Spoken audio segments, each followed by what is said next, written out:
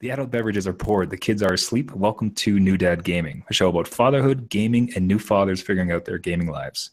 My name is Trevor, and I have a 1.5-year-old. My name is Gavin, and Two I have a days off. 1-year-old. And I'm Jeff. I got a 6-year-old and a 3-year-old. Yeah, so I'll say he's 2 days off his birthday, but forget it. I'm not birthday. His months. birthday. Wow.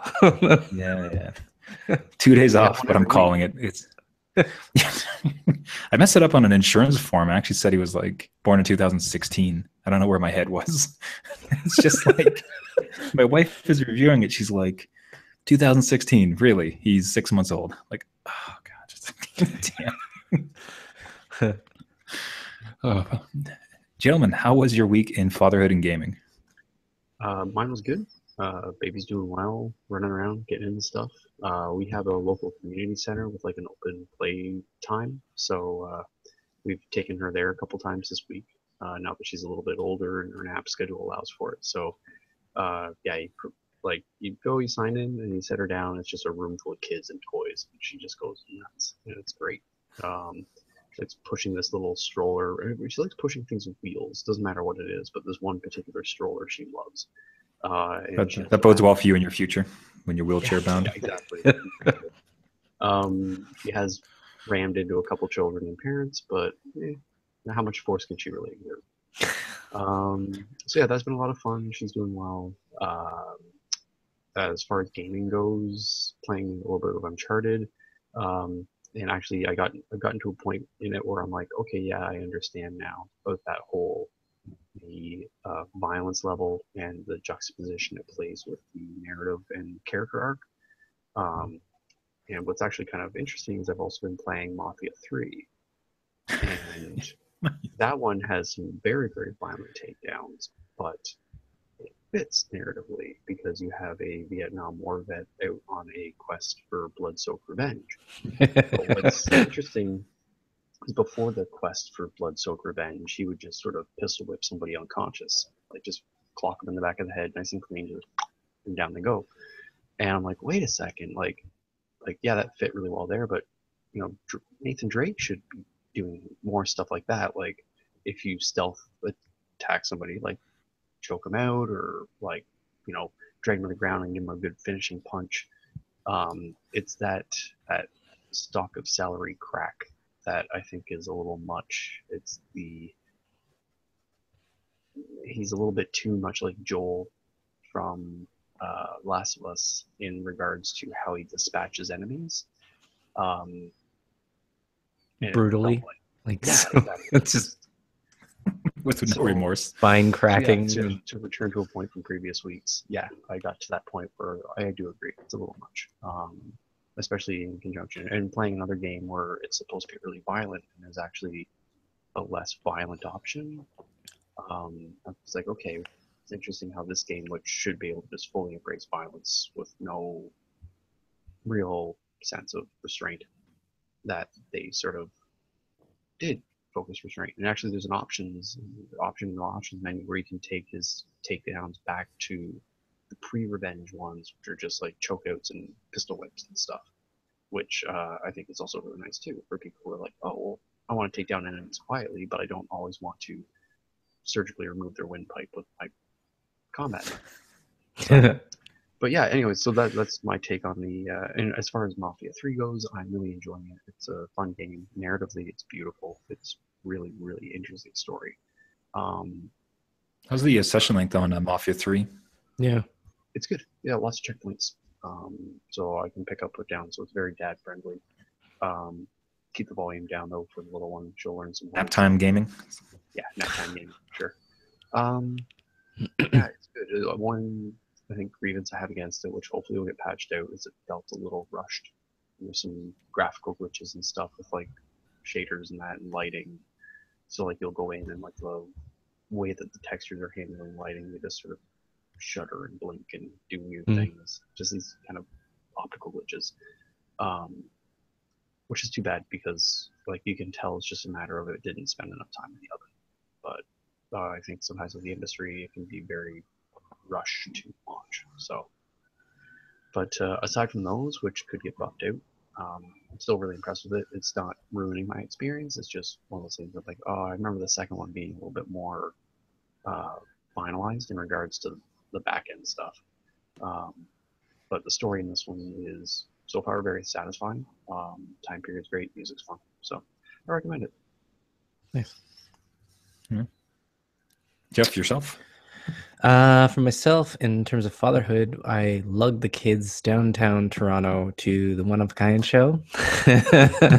So for those that don't know, it's this huge warehouse convention center filled with lots of people selling one of a kind handmade things. And Perfect kid event.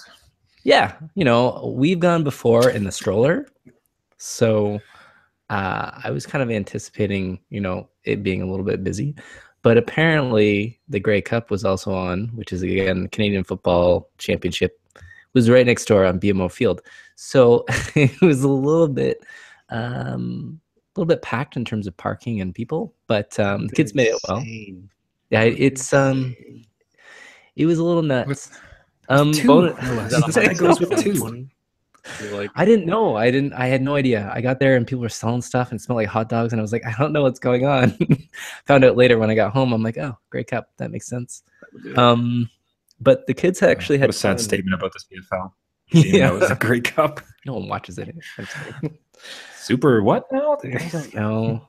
But inside the show, like, there's tons of great art that my wife and I thoroughly enjoyed. And if I had, extra paychecks, that's where my money would go.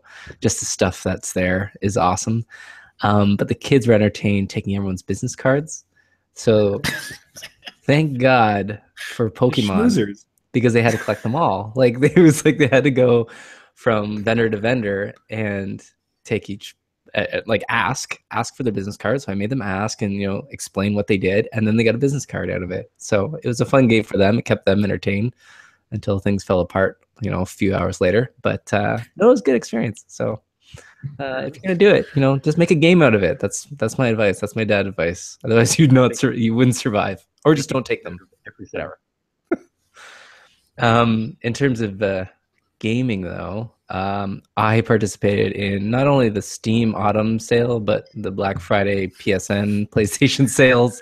Couldn't resist its charms. I can't, like, games for like $6-7. I couldn't resist. So the one on Steam I actually bought was Subnautica, which was about $15, and it's still in early access. So speaking to a game that is still being developed, looks beautiful. So it's about a game. You crash your spaceship, you splash down on this water planet, and you have to find materials to rebuild your escape pod and kind of survive. So on the hardest difficulty, they have thirst and hunger, and there's power to your little escape pod, and then you advance out and you can build a little base, an underwater base, and then expand into the water. And I'm not sure what the end game is yet, but it's pretty cool. And I'm not used to games like that where it's almost like a No Man's Sky-ish. Like, you have to collect stuff, bring it back, kind of make things out of it, and they make other things. And you're kind of Rust, but with like less naked people. Yeah, way less. Yep. Yeah. And very dad friendly. So my kids sat down and played it with me, and it's all like underwater alien species. And they were amazed. There's a whale in it, like an alien whale, and it makes like a cool whale sound, like the big bass whale sound, and you could just barely see it through the mist of the ocean. And it was really neat. And they were just totally like up against the monitor trying to see what it was and if we could get materials off it. So they were totally into it. And there's not a lot of violence in it. Of course, you can go around killing all the fish, but it's more about figuring out the puzzle and how to tame this planet and get off it, or send out a signal to get your people. Again, I'm not sure what the end game is. Maybe it's just survival right now, but it was really cool. So $15 well spent on an early access game that supposedly is going to get better. So we'll see, but good dad game.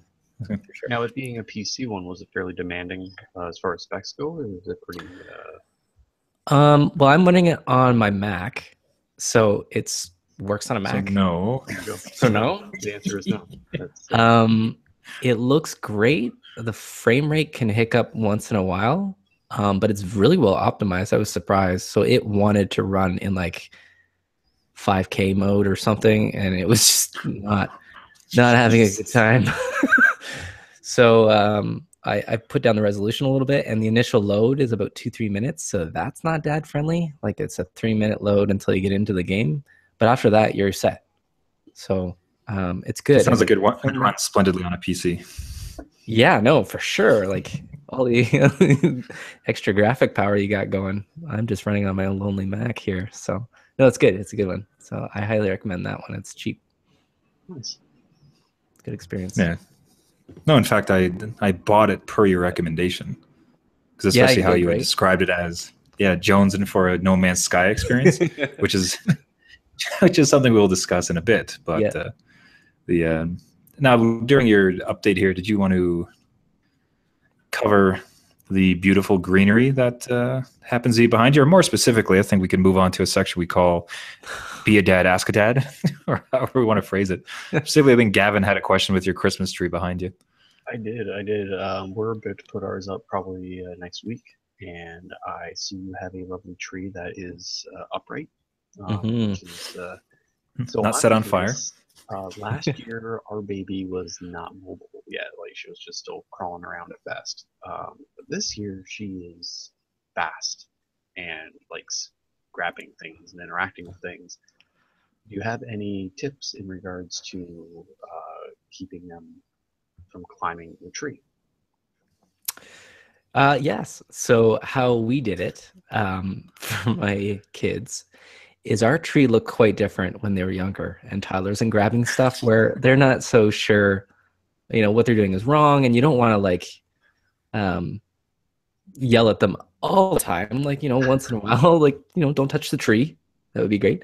But our tree was all top heavy. So you had all our ornaments up the top half of the tree, and the lights, because it's a pre-lit tree, so the lights still went down. They couldn't really grab them off. They could look at them, but we didn't have anything that they could physically pull away from the tree, and then thus the tree falling over. So that's how we did it. It was the top half was decked out like extra, because we had all the ornaments that were supposed to go on the bottom up top. And then they couldn't really touch it. They could look at it, and we would show them it, and kind of not really sit them down and do the rules, because yours is kind of young, so I don't think they'll understand. That's the thing, is we're in a window right now where she's not old enough to reason with. Yeah. But she's moving. My wife actually picked up a bunch of just ornaments that are very like baby friendly. They're just like stuffed animals almost. Oh, it's good too. Yeah. For like to be able to decorate that bottom area, but yeah, I think for the bottom, since ours isn't pre-lit, I'm gonna try to tuck the lights really deep at the bottom few rungs, and then once it gets above her height, then I'll bring them a little bit further out to the edge. The other option was we were thinking of getting like almost like a playpen, but then put the tree in the playpen. That could work. That's inventive. Yeah, I like that. That was one option that we were kind of playing around with. We'll see if we need to resort to that. Maybe we can get away with it. But she's very inquisitive, so I have a feeling we might be investing in a playpen for the tree. You always go like real tree, and then she tastes it, and Yeah. I seem to recall my brother having it where he actually had baby gates set up around the tree. So trees in a corner, and there's just gates all the way around. Mm-hmm. So it was up and down, but it's very much the walled-off garden, where it's just like you are not to go near this tree. Especially if you start putting presents underneath it, right? Like, good luck. No. You might want to leave those. We left those for until Christmas Eve. So Christmas Eve, that's even bold. My parents wouldn't do that until we woke up on Christmas morning. Didn't trust us one bit. Don't blame them. Oh, I will notice like the one call out is that I noticed the Hulk figure. Yeah, the Hulk ornament very up top. Yeah, that's just mean. We have like, of course your kid wants to grab the Hulk one. Like, I want to grab it. I want to play with it. They're old enough now that they put it up. They put it up themselves. So we lifted them up. The Hulk goes higher because the Hulk jumps really high. There's Batman. If you can see Batman, there's Batman down there. And there's Darth Vader. Is he just like sulking at the tree because he doesn't have any parents? Or he doesn't deserve Christmas. Oh, it'd be like in the water fork. It's like the Bat Cave, right? It's sulking. Yeah, that's right. But no, I bet. That's another tradition too that we every year we get them an ornament. So usually it's superhero themed because it's something they want to put up versus just like a regular red ornament or something. So yeah, we have a lot of figures When I around was a the tree. kid, we had the tradition of I would get an ornament every year, but there was these Hallmark released these Star Trek ornaments where you could plug it into the string of lights. Oh, Like you really? pull one of the bulbs out and you plug the ship in, and like they got me one every year for like a good string of time. Like we have a pretty sizable collection. Um, I'm sure I could convince somebody on, if I ever want to pay for my daughter's schooling, maybe I can convince somebody who collects them to take them off my hands. But then again, the sentimental value is a little too strong on them, so I don't think I'd ever really part. But yeah, that was I fondly remember my parents doing the same thing with me, where there was a particular theme of ornament, and that there'd be a new one every year, and they would actually hide it on the tree that morning. So like when I came down, I'd have to like hunt for it. Like it wasn't like in a stocking or wrapped. It was like in the tree on Christmas morning, and I'd have to like sort of Easter egg hunt for Find it, yeah. for it. Yeah. So, but yeah, no, I have a fond memory very similar to that. So I'm curious if your kids will sort of, a few decades down the road when they're sitting around their hologram tree reminiscing about that. Which DLC did you buy for your tree? That's right. Don't go there. Oh, So true. Again, all these ideas we keep putting out. It's just perfect. the Christmas Yeah, tree we needs are an update. We're recording on Google, so we know it's all getting logged. Yeah, that's right. This is gold. This is. Here. So myself, it was pretty eventful this last little while. So I'm recording this from Colombia. My wife is Colombian. Her family's down this way, and we had made the choice to miss the majority of winter this year and be down here for it. In addition, being able to spend some time with the grandparents down here, the rest of the family for Christmas. They, of course, don't get to see the sun as often.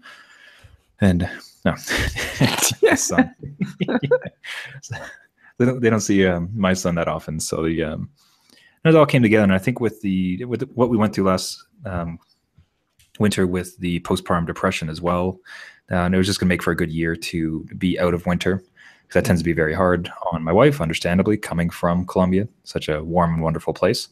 So here we are. So we got to do the entire adventure of going through the airport and flying through the plane, which is just, yeah. I think. Have either of you been on a flight with your kids yet? I can't remember if we're Jeff maybe might try it, but I'm curious to see how this goes. And Jeff, sorry, I seem to remember, Jeff, you mentioned a story. Yeah, my youngest was 9 months, cried the entire way. So the actual flight itself has honestly really gone pretty well, because like you can distract them and you set yourself up, you're ready to go, and you can walk. I think it's getting through is the most tedious, scary part. Like just all the bags you have, going through security, trying to be on time, just one after the other. Like, so that part is so stressful. The actual flight honestly was pretty smooth, and he treated us again. He slept for 2.5 hours of a 6-hour flight. Oh, unbelievable. So that all went really well. And so it's gonna be great. We're gonna be down here quite a bit of time. Really blessed and happy about that. I was worried we were gonna have to cancel, because a week before, my son decided to launch himself and his little red riding car down the stairs. Wow. He took a tumble down 13 stairs. He actually rammed it. He had such momentum that he rammed the baby gate off of the hinges. So baby gate and car all went tumbling down the stairs. Oh no.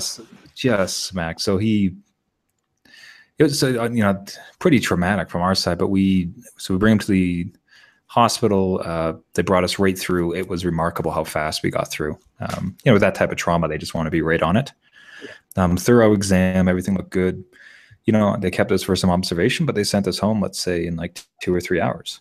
Wow. Keep an eye on it, blah, blah, blah. Well, the scenario, and the best part, I will say this, like after like 2 hours, he was like back to himself, just full on energetic, one-to-one baby that we know. Except he, it's a mean comparison, but he very much looked like the monster from the Goonies.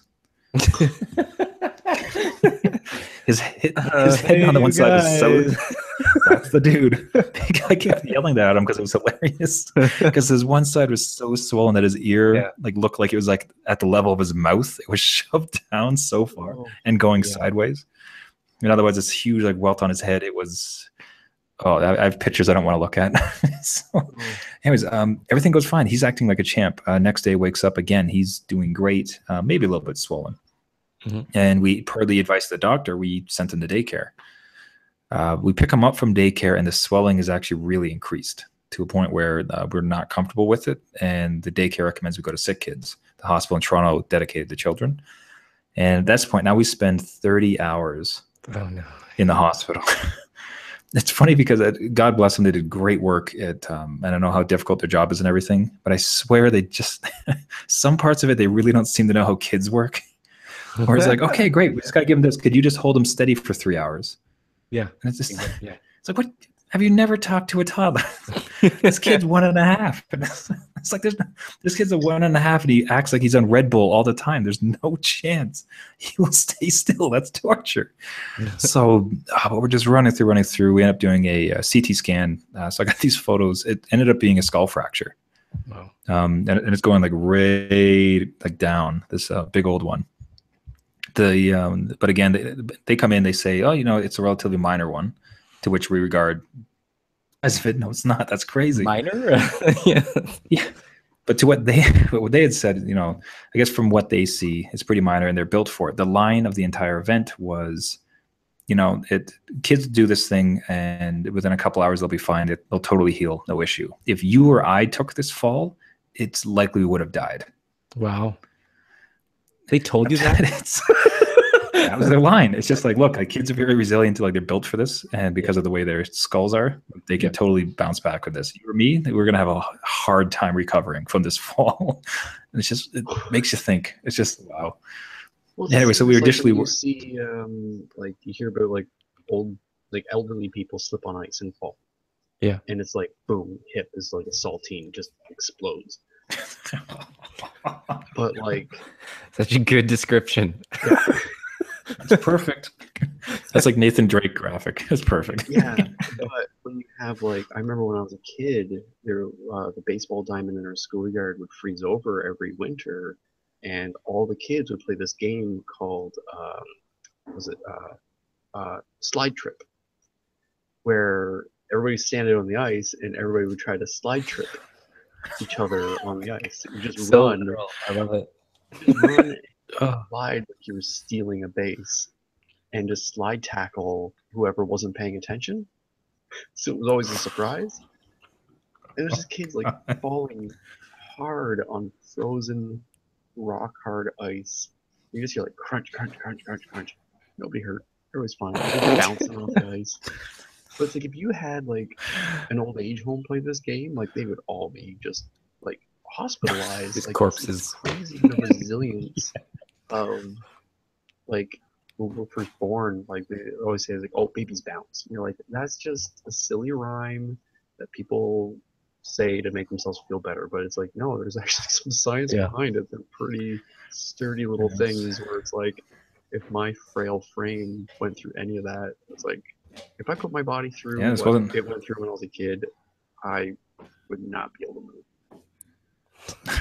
So it was like I said, you're exactly on point. And I mean, it came from a doctor, not from a parent. So like, yeah, man. Anyways, but of course, it was really scary and everything. But again, every hospital and everybody was wonderful, and we lucked out. Everything went really well, and he is just absolutely himself. And they gave us clearance to go on the plane, so that was no issue. And that's fantastic. Boom, here we are. And trip's looking great. The gaming, just real quick. So Nathan Drake, it's still continuing through that. I think that's really the only thing I was able to touch this week. Well, sorry, VR Drive Club.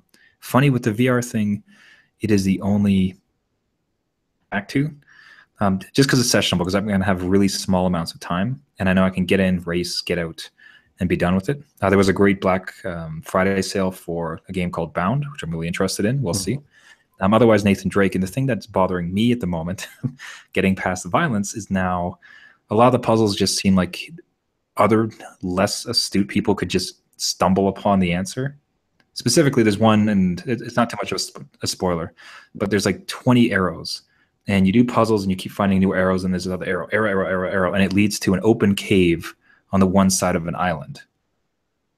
And it's like, if I just drove around, I could have just found it. Like, these arrows seem really useless. Like it's a wonderful puzzle. It kind of helps the game. And then the best part is like the culmination of all of this is that it points to just another space, like just another space over there. Yeah. Arbitrarily, I chose this space. If I just accidentally chose that space, I would be like twice as far ahead. Like, this is redundant. This is silliness. Like, if I could have just chosen that island by accident, or like the people I'm competing with could have accidentally gone over to that place. I'm trying to suspend disbelief. I'm just trying to like have a great time because I am enjoying the game so much. Mm-hmm. But sometimes I get to the end of these things, I'm just like, that was pointless. Like, what a so rigmarole. Pretty, oh, it's that cool. place is pretty. It is beautiful. Waste of time. It's just like turquoise. But yeah, I do agree, there are certain puzzles, and I think it even happened with the previous games too, where there's some puzzles where you're like, okay, that felt a little phoned in, or a little hand-holdy. But then there was other ones where I was like, that was great. I think it was in the third game. There was one where you had to position these items to cast the shadow of a tableau to match a drawing in your book. So it's like a room full of all of these various like arms and legs and torsos and stuff, all up on like posts. And I forget how it was, either you were manipulating the light source or the items or both. And you basically, it was like you had to make a shadow puppet. And it wasn't until you made the right shadow puppet that a door would open. And that I found really great. I mean, actually, even with Uncharted, there was in the fourth one, there was one puzzle that I kind of liked, which was early on, where you're lining up beams of light to like make like a constellation or something. And I was like, okay, that was kind of neat, and it felt good, and it also looked really beautiful because it took advantage of particular mechanics and engine capabilities that really showcased what the game can do with lighting, but also a neat little puzzle. But yeah, there are some where it's just like it was just X marked that spot, and then that spot, and then that spot. So, but yeah. But then, as Jeff put it, it's a pretty game. So it's a very beautiful. So pretty. See, I would love them to almost like. I would love for them to add a nod where it's like your super dumb cousin one time just happens to be at the end position. Oh, hey, you got here too. It's like, how did you get here? I solved these puzzles. Oh, I just kind of stumbled over this way. Like, oh, God. What took you so long? God damn it, Cletus, you always show up. What the hell? Oh, man. So the only quick minor thing to mention before we get to the main two items we're going to speak about is I'm very limited what I can do here. I, from a weight perspective, decided not to bring my PlayStation. I'm on the fence whether I have a couple trips back for work, but I was thinking about would I bring back the VR. I'm a bit on the fence about it. See, the only thing I have is my MacBook. So I was making fun of Jeff for his Mac, and here I am. Yeah, look who's the only thing I have. So I had to, before I was home, when I had great internet, I went through the list. It has some decent games. Yeah, some lower-fied stuff, but like ultimately it's a good old list. So I think if nothing else, it probably ends up being a bit of an opportunity to catch up on some titles I skipped for the bigger, exciting stuff. You know what's on Mac? A chance to force yourself through the backlog. Yeah, like it's a good chance for you to go through all these games that you sort of put on the back burner because there's virtual reality in your living room now. But now it's like, hey, I just want to finish this little platformer or this game or that game. I would recommend. I could visit. Yeah, I could either visit Fez or I can go punch a physical shark in the face. Let me hop in that reality for a second. Yeah, but your outdoor Columbia excursions are different than video games. Oh, you meant fake shark. Fake shark, yeah. Oh, sorry. Yeah, I think I said real shark, and that would not be the case. I will be avoiding sharks as much as possible. We're gonna hear that yourself punched a shark in the nose. Yeah. 2 days later, you see the Instagram pic. Just wait. Yeah. But Kids that comes to light a very. Yeah, apparently I just throw my son at it because he can survive anything. So, shark, son, go get him. Yeah. So, why that's mostly pertinent topics we have this week, and specifically, it's a massive update to No Man's Sky that came out of the blue, and it's the release of Final Fantasy 15, the dad killer.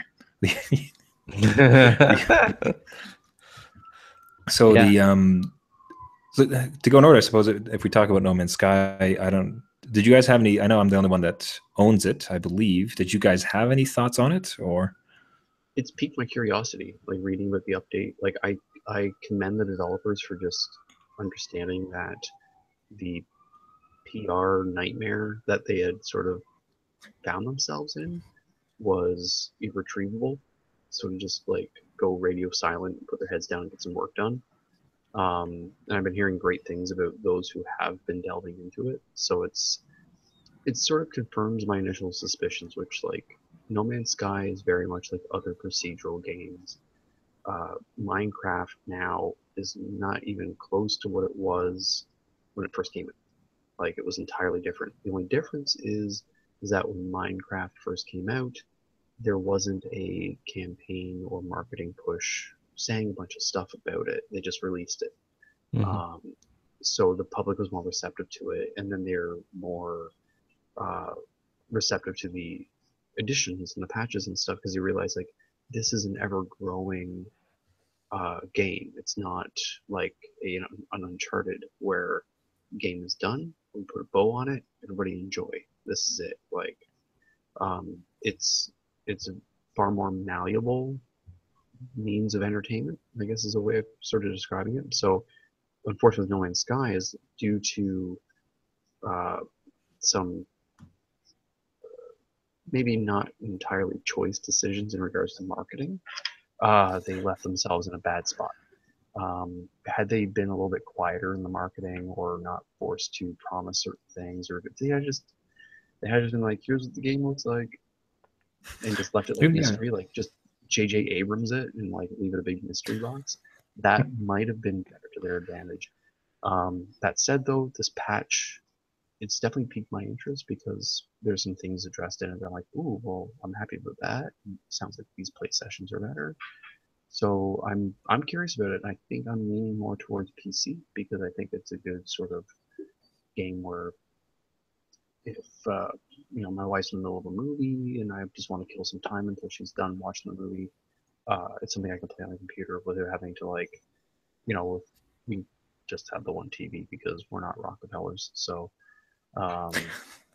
so yeah, rather than wait for my turn, I'll just play on the computer. But yeah, it's definitely, the patch has piqued my interest. I was on the fence about whether I'd even ever pursue it. Most of the reviews I've read were first 2 hours are great, and then after that, it's overstayed its welcome. But now with the patch, it seems to have changed a lot of that, and that's really has me interested again. Yeah, Jeff, yourself, would you now consider it? No. Okay, no. I am the opposite. I think 90 Days of Silence is probably the worst thing you can do. Like, do you know what I mean? Like, there's no communication. You don't know what's going to happen with the game. We thought the game was dead. And the only one that's come back from it is probably like Drive Club or Destiny, where they've had constant communication, constant updates.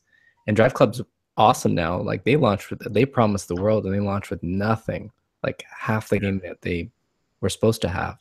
But then they got out there, they were in touch with the community and saying things were coming and this track's going to release, and it was like a steady flow. This is like one patch, Sean Murray's gone. Like, no one knows where he is. He's probably, I don't know, off in Mexico somewhere. Like he's in a bunker. He's hiding. I wouldn't show his face. I think he might have been the problem. Maybe he was promising too much and people behind the scenes were like, what are you doing? Like, we can't do this. I don't know. Like, he was a Peter Molyneux. Yeah. Like, I don't know. I think people just turned on. He just became the focal point because he was the most vocal, and he did some very. And it's like when he set this out, did he say to himself, "I can't wait to go on Stephen Colbert"? Or was it a bit more pushing, like push from Sony, push from the company? I'm sure he had. Like, let's get Yeah, I'm sure he had push to do it, to market it, right?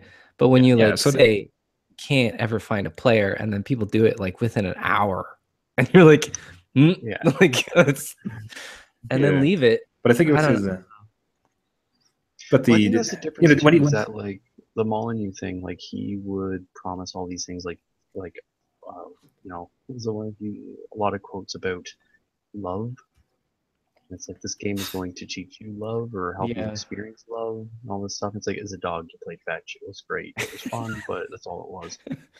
But I think the difference was is that none of the things he was promising were measurable or quantifiable. The things that he was promising were all subjective. And it was like, if people were like, well, I didn't fall in love with the dog. And it's like, well, that's your problem. Like, whereas with No Man's Sky, the things that they were promising were measurable. They were things that you can provide evidence for in regards to, well, you'll never encounter or never wind up on the same planet as somebody else because the odds are too slim. And it's like, yes, slim, but not non-existent. Whereas something like promising things that you're going to experience on a personal level, those are subjective. And Mhm. subjective promises, if they don't come true, the audience is willing to accept some of the ownership of that not coming true. It's like, well, it didn't come true for me, but maybe it's my tastes. But when you have objective promises, like what with No Man's Sky did, objective promises are measurable, and if they're not delivered upon, uh, that's when you run into problems because it was actually something that you could provide evidence for in regards to achieving. I could make a correlation yeah, I to think. politics right now, but I'll avoid that. So I think the what I would say against that is, and what I'm worried about it is, I think there's lessons to be learned. He could have done better. I think in the next game, next season, whatever, even with these new patches, where by the way he said nothing this No. time, and I think that's very much as it I think is also bad. In some ways, it's also good given this fallout from it. Like, what was he going to do? Like, promise something again? Like, how would that possibly be perceived? He So was I going guess to what I checkmate. yeah. So what I dislike about it is like the thought around intent, where it's just like the way everyone else framed it with him. They said like he purposely lied and he misled us, and then he set the building we're in on fire, and he ran away with all of our money. Ha ha ha. And the thought that that's the truth, that he said those things as in, well, this isn't true, but if I say it, I'll make more money. Ha ha ha ha ha ha ha. And then like No. evil getaway car. Like it's just a bit much. Like I understand. Again, I think I'd never heard this guy before. I imagine that. So this seems to be one of the first times he's ever been in the spotlight. I think he had every intent of launching those things. Yeah. It just didn't come true, and he's learned a hard damn lesson. But I He dislike got the caught up in personal the moment. vitriol. I dislike the vitriol that's being thrown at him. Like in under disappointment, yeah. Holding them to account as far as like he promised this and it wasn't there, great. But Sean Murray is a evil, vindictive, awful person who screwed us. Like it's just a bit much, guys. Yeah. And I think it very much, if you wanted a relationship with developers, calling them a Nazi doesn't help it. Yeah. You know, like, Like, it's just like you can't engage. I've been part of that Reddit. And owning the game, I was in it, and it got dark, man. It was awful. It's It terrible made the there. news. It made the news. I think that's the thing too, is So like what he did might have been bad form. Yeah, sure, it was bad form. But it was just honestly, it's a video game, Yeah. people. And like what yeah, right. experience I've had in video games, there are a lot of things during game development that the dev team will talk with each other about and want to deliver and be like, oh, that's a cool idea. Ooh, that's a cool idea. Ooh, that's a cool idea. But usually those cards are kept really close to the dev team's chest, sometimes even internally. Um, and it's usually standard practice to not mention anything unless it's already in the build, unless it's already in actual gameplay. Like, unless it's something you can demo at an exhibition, you don't talk about it. Even if it's something you really want to have in the game, even if it's a 95% certainty, you keep mum about it until the very last moment, until it's actually confirmed and done. I think that was the shortcoming he had, is that he promised stuff that was still in that ether of, wouldn't that be great, within the dev team. And then he brought that sort of sense of excitement. He brought the audience into that circle, and that was the bad move. Like that circle really needs to be relatively tight, and it's not due to secrecy, it's due to the likelihood of it getting cut due to this or due to that, due to deadline, due to budget, due to resources, what have you, due to in-game engine conflicts or what have you. But he unfortunately brought the audience into that circle of ambitious what ifs. And sure, the what ifs might happen, but like even in game dev, those what ifs will get bumped to another build or bumped to another patch or this or that. And he just let people in on the loop, and I don't think the audience understood that that is a far more liquid environment than they're used to in regards to what devs tell them. Yeah, but I mean, what's amazing though is like, so into this environment though, they released this update, and it's not tiny fixes. This is a huge, fantastic update. And to speak to it, there's these great UI enhancements where before it was bulky menu system, just bam, like quick items to be able to get them. There is base building, so that some of the more monotonous parts about mining can be done automatically. And then like some transport parts of it too, so you can jump around to waypoints, you can build those things. There's a freighter, there's these huge starships that you can buy and own. And I don't know if, I think there might be multiple ships that you can get inside of it. I don't know. Either way, these ships are massive. You can jump in and own it and go around the universe. And just there's survival mode. So if you want a more challenging and see if I can not die for some period of time. So just like bam, bam. It's like, oh, it's just awesome amount of, it's so encouraging to see that, after, especially after the way the community turned on them. There's some part of me that almost figures at some point they were like, forget it. Like that's it. Like they get nothing. We're out of here. But they stuck to it. They did, and this update looks phenomenal. It is enough for me to almost want to bring my PlayStation down here alone, like that one game. Just like, man, I want to play it. I can't. Right? Damn, you had to at least get big now. The thing is too is that like this patch is so substantial and it changes the game to such a degree that this was the stuff that's released in this patch was likely being worked on 6 months to a year ago at least.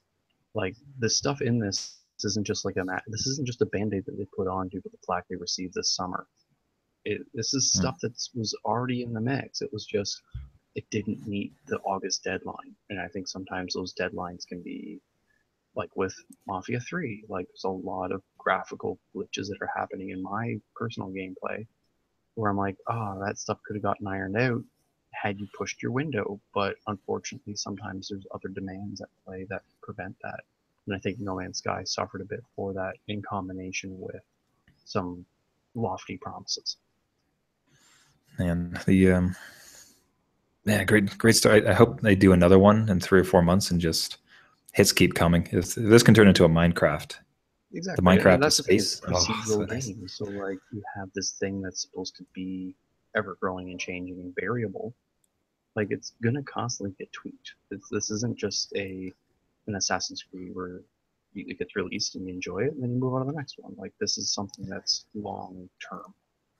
Also, PSVR support, very important. Yeah. Gotta get my spaceship, man. So, Jeff, do you want to walk us through Final Fantasy 15? Well, okay. I'm deadly interested to know if you're going to buy it, but walk us through it. Disclosure: I have zero interest in it, and I know nothing about it. You want to go get a beer? Yeah, we're going to geek out about this if you want to get a beer. Yeah. It's been 10 years in the making for this thing, and it's finally coming out. For 10 years. And the last Final Fantasy I played was Final Fantasy 12, so that was probably 2006, 2005. Volleyball one. Beach volleyball one. It was a beach volleyball. No, that's 10. Yeah, no, that's 10. With the Titus. Blitzball. Yeah. Well, that was a good game. An awesome that was a good game. X2, not so much, but X. Volleyball. How dare you? How dare you, sir? Blitzball. What are you talking about? So the combat system looks completely changed, which slightly puts me off. Like from the demo I've tried, it's kind of just like a whack-a-mole. But you hated that demo. I hated that demo. Yeah, I hate it. I hate that demo. I hate it. Wasn't that an improvement? But I look at the new trailers and I watched the Kingsglaive, which is a full feature pre-movie that they did for it. So like think that old Final Fantasy Spirits Within movie. They did one called Kingsglaive, which is it's basically a full prequel to Final Fantasy 15, and it was pretty good. And it kind of got me interested in that world. And then I'm like, maybe. But there's a lot of things that bug me about it. There's a lot of things that I might want to experience. I don't know, like, have I gotten older and I can't, I need my old Final Fantasies that's turn-based and crazy, kooky, 3D painted worlds kind of thing? Or can I go this new route where they have driving in a car, which is weird to me? You don't want to go on a road trip with the boy band? I don't understand. And make them all look like Backstreet Boys. Road trip. You got the muscle. I don't get that. I don't get that at all. Like some of those decisions is like I get Japanese like humor and you should just ended crazy. You should have ended the sentence there. I get Japanese. I get Japanese. I get it. You can be nuts and have fun with it, but this just looks like, I don't know, too pretty. Like they're all pretty and there's no like scars on their faces or they've been in a battle or something. Like there's no Sephiroth. There's no main dude where I can. I'd love to see like Marcus Phoenix show up in that universe. He probably just turn and run. That was a good guy or a bad guy? I don't know. It's like a vendor. A vendor. The weapon salesman, perfect. Yeah. It's been 7 years since the Horde. Hey, Phoenix, can I buy a chocobo? Which type? I need popcorn for my chocobo. I hate my life. I don't know. It's just I'm more worried about it I'm interested in it. The dev cycles in it, the scope of it, the reviews I've seen of it, like just the words that they use to describe it, like just massive and ambitious, and the scope and the scale and the size and everything that they've put into it. Like there's a motion picture, as you mentioned, that went out beforehand. Deadly curious about it, and like obviously I'm going through Final Fantasy 9 still on my phone, so kind of in that mode a little bit. I'm just worried from a dad perspective, like God, this like what is a reasonable time? Look, I'm not going to beat it the fastest you can. It's not in my DNA. I got to collect a few things, but what is a reasonable playthrough? Is it 60 hours? Like 80 hours? Is there grinding? Have they solved grinding for dads? So I'm coming from the Witcher, so I don't know. It can be done. Grinding. It'll just take you a full year on and off play with other games. Yeah, it just seems like you have to. It's like it's Final Fantasy 15. The game of 2017. It's like it's the thing that you do now. Yeah, that's all you could do. But yeah, I'm kind of worried about the tenure. Like that's a decade of development of just trying to figure out things, and I hope they work. I think it's had a couple directors drop and come back on, so that scares me a little bit. That story's disjointed. It comes with a huge day one patch. That's about 8-9 gigs because they actually ran out of space on the Blu-ray, which is insane. That's like I don't know. Like, I was looking at when we subletted, I had to change the internet plan for the tenants. And I was looking at some of the plans. There's one that looks reasonable, but it's like 32 gigs or like 100 gigs a download a month. Yeah, and you're telling me like close to 10 gigs for one game? No way. Yeah. Can't live on that. Come on. Jeez. Well, I can't, but this is their choice. But no, it's I don't know. I haven't. I'm usually all up in Final Fantasy, but I can't. I don't know.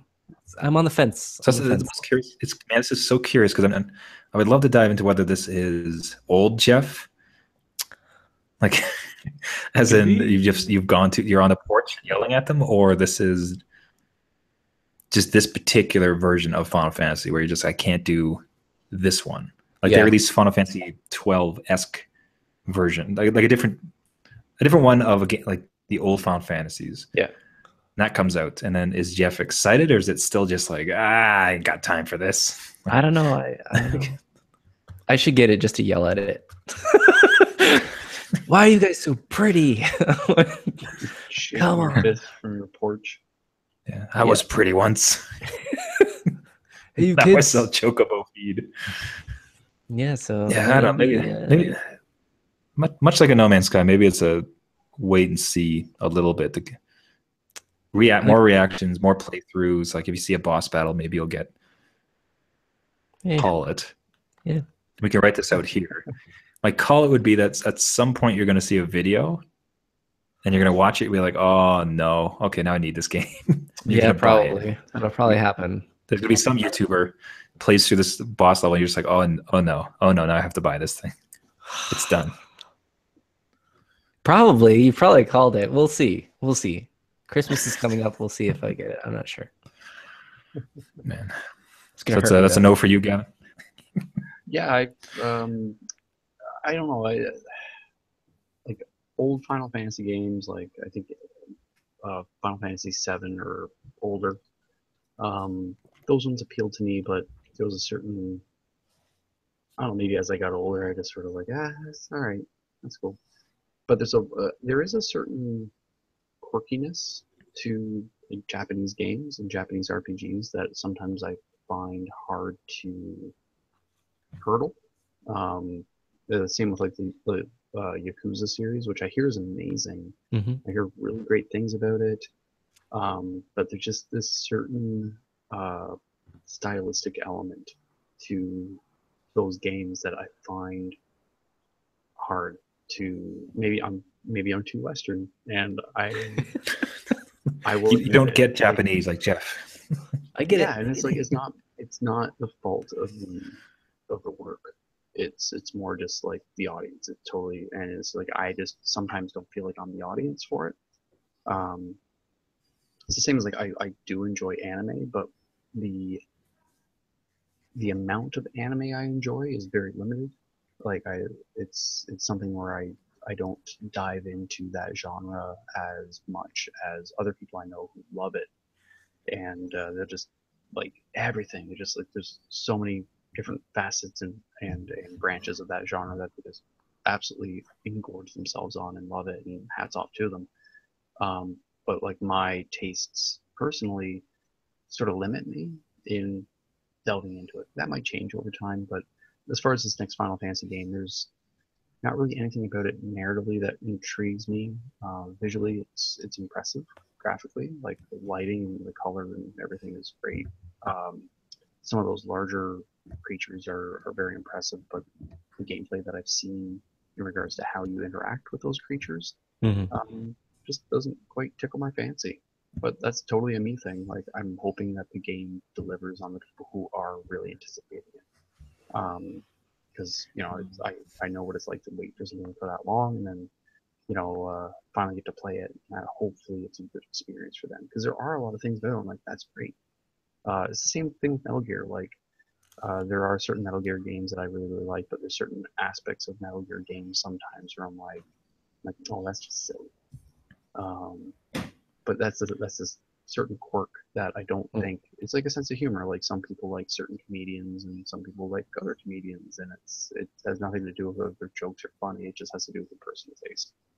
But as for this game, Emo Boy Band Road Trip 2016 is I don't think for me. That's exactly what it is. Let's be honest. Oh man, I think I'm going to be a buy, but my only problem would be like with the No Man's Sky update and besides the other games, just I might wait till the new. I'm going to wait till I have some time. I don't want to jump in, and I think there's probably going to be a price drop and call it 6 months. So probably wait for that one. But I'm excited to play it. I'm interested. I get Japanese a bit, so we got 3 variants of like getting Japanese. Yeah. I'm kidding. We all get Japanese. Now, don't get me wrong. Gentlemen, Japanese cinema, I love. So it's mostly just video games and anime. But cinema-wise, love it. Okay. Now it'd be if one of you happened to have Japanese beer this week, that'd be a beautiful segue. Good. Wouldn't that be nice? I held one in my hand today, and then perfect. You had it. I did, but then I opted to go with the one that had a goat on the can. Even better. That is so much better. Because there's a goat on the Kozel? How do you? Kozel? How do you? Kozel? I don't know. It's a Czech vlogger. The soft K, Ozzel. Oh, check. I've gone check too this week. I like this word at the top that kind of crests, and I'm not even going to try to read that. I don't know what that is. Oh, that's a lot of letters. That is consonants. A lot of K's and Y's. And I would just butcher it. I know I would not do it justice. Like, somebody who's actually checked would be like, what are you even saying with your mouth? It was a tasty beer. Like, you know, the goat was right. Like, yeah, it was good. Thanks, goat. It was tasty. It was refreshing. Yeah, it was an easy drinking beer. Not too hoppy.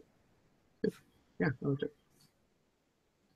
Jeff, yourself? Well, your drink of the evening? Yeah, I didn't get a goat, but I also went to Czechoslovakia. Ooh. And it's Czechvar. It's a little on the nose. Maybe that's what it says. I don't know. But yeah, same kind of feeling that Gavin had. Maybe they make them all the same. I don't know. But it's very like just a stable, good beer. Like there's nothing weird about it to me.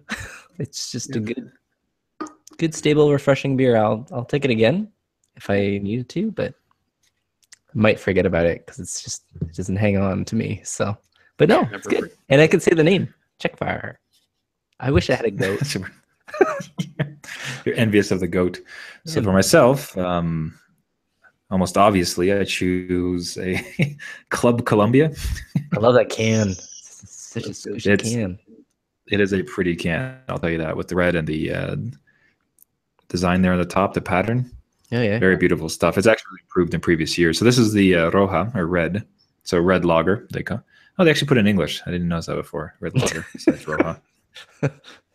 See, I'm learning Spanish. Yeah, you are. One big drink at a time. So, man, excellent. I mean, like, so Columbia, I think would probably be call it the more premium, but premium in the sense of I'm trying to think of like a staple, like almost like a Keats in the sense that it's just a solid, good, widely available beer. It's going to be interesting trying to find different picks for the weeks because it's not much of a craft scene here, not a place where you can get it. There's a couple places like the Bogota Beer Company. I don't know that they produce anything you can take home or not. So it's going to be a little dicey for me to find new beer picks every week. But I'm curious to explore this. There's two big brands. I know there's 3 variants on this, so I at least got 3 weeks covered with Club Columbia. But anyways, this particular one, it is delicious beer. These guys do really great work. Just clean, easy, tasty. Nothing particularly of note, but in a good way. Yeah. So Club Columbia. I wonder if they import to Canada. I don't think so. There you go. That's your mission, Trevor. Yeah, I got to set the supply chains. New dads need to drink, Don't say that on air. Supply chains. So, everybody, that will do it for us this week. This has been New Dad Gaming. Thank you so much for listening. If you'd like to reach out to us, you can find us at our website, newdadgaming.com. You can post suggestions, comments, show ideas, anything you like, or you can also find us on Facebook and Twitter. You can subscribe to the podcast either on iTunes, Google Play, or other podcasting services. We do the show weekly and appreciate any type of likes, requests, friends, or not friends. Well, friends on Facebook, I suppose. Yeah, sure, why not? We like friends. But we like reviews, suggestions, or passing along to other dads who game. Until next week, my name is Trevor, and I have a 1.5-year-old. Feels good. My name is Gavin. I have a 1-year-old. And I'm Jeff. I got a 6-year-old, 3-year-old, and a Christmas tree. A Hulk Christmas tree. That's right. Yep. Wonderful. Christmas tree. They've assembled. All right, everybody. Thanks so much. Have a good week. Yeah.